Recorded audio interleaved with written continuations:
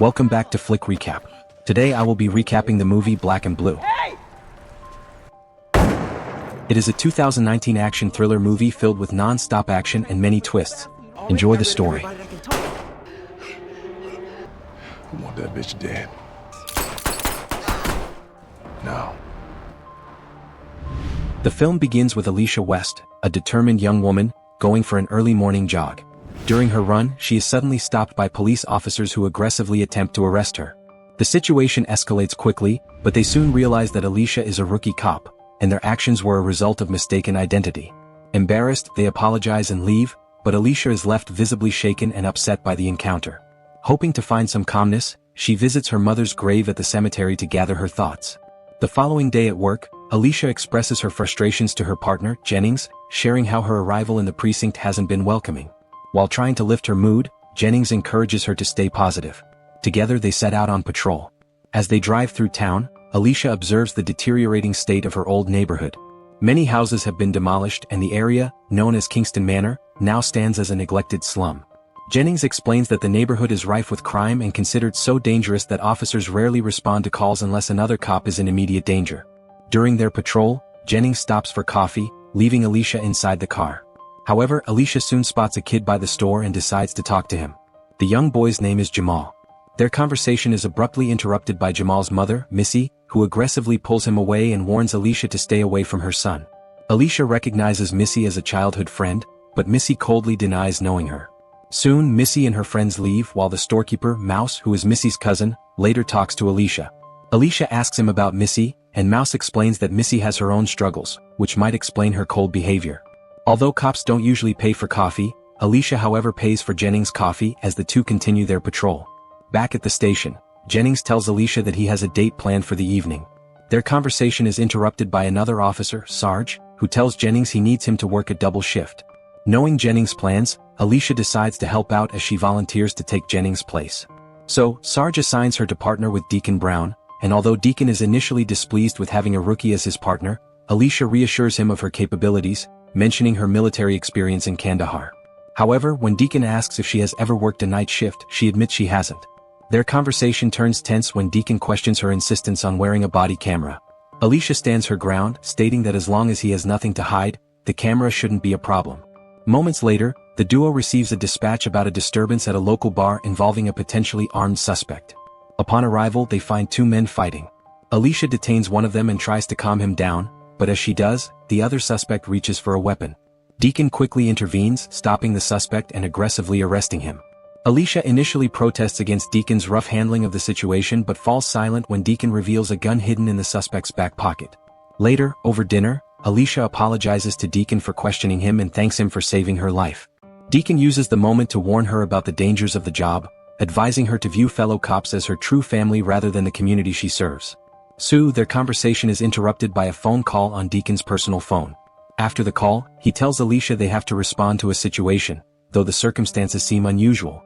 Confused but compliant, Alicia follows Deacon to the scene. Upon arrival, Deacon instructs her to wait in the car while he goes to meet an informant. As Alicia waits, she spots a man attempting to steal a car. So, she intervenes, forcing the suspect to escape. Moments later, she hears gunshots from the building Deacon entered. Acting on instinct, Alicia rushes inside with her body camera turned on. Inside, she witnesses a disturbing scene. Deacon is with two narcotics detectives, Malone and Smitty. The trio kills some drug dealers in what appears to be a rogue operation. Alicia freezes on her tracks but her body camera records everything.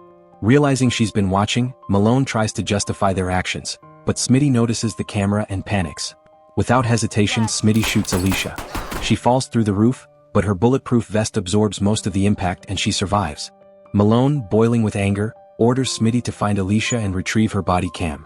He blames Brown for bringing a rookie to the scene as he finally decides that they'll frame Alicia's death as collateral damage from a drug raid. So, he instructs Brown to help Smitty locate her.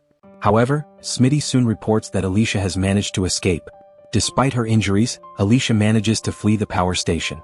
She tries to call for backup, but Malone intercepts her communication, assuring dispatch that he has the situation under control and no further assistance is needed.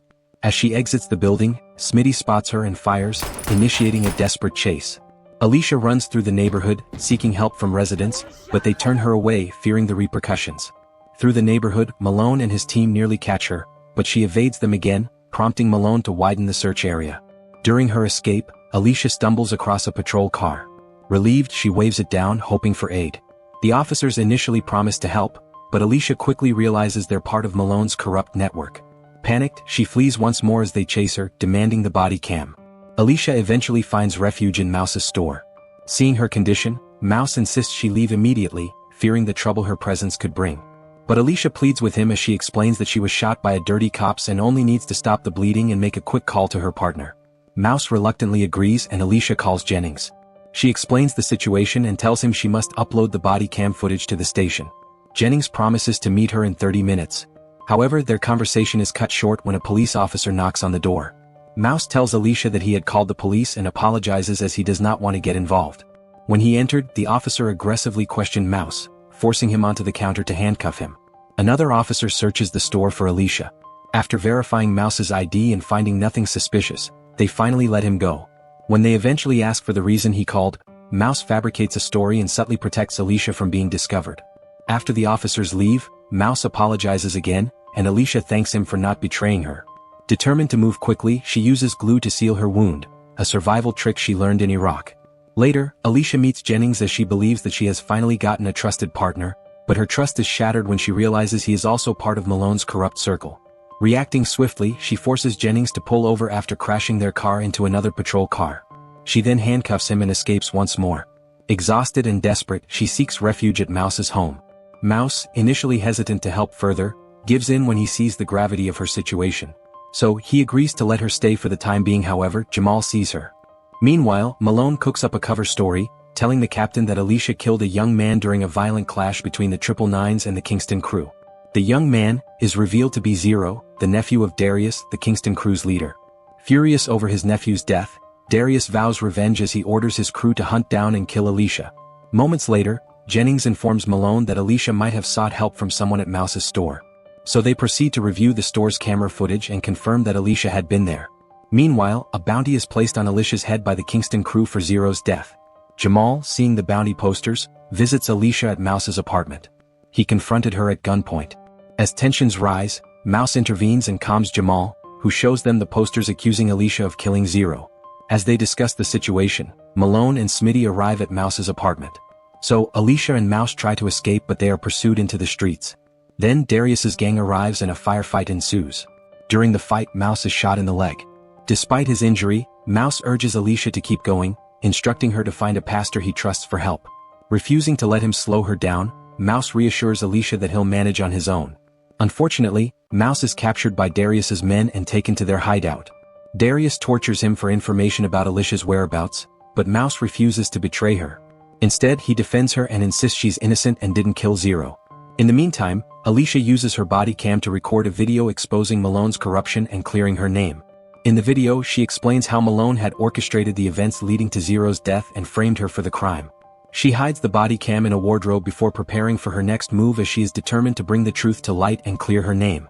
Alicia decides to surrender herself to Darius, walking into the dangerous Kingston neighborhood. She is eventually captured and brought to Darius. As Darius prepares to kill her, she pleads for her life, explaining that Malone was the one who killed Zero and that her body cam recorded everything and that this evidence is why Malone is hunting her. Intrigued by her story, Darius orders his son Ted to hack into the footage. Although Ted initially struggles with the encryption on the body cam, but after multiple attempts he successfully accesses the video. The footage from the body cam devastates Darius as it confirms Alicia's claims and how Malone had played them. Finally accepting the truth, Darius releases Mouse. However, before they can act further, the police raid the apartment, sparking a violent gunfight. In the chaos, Malone kills Darius while Alicia and Mouse manage to escape.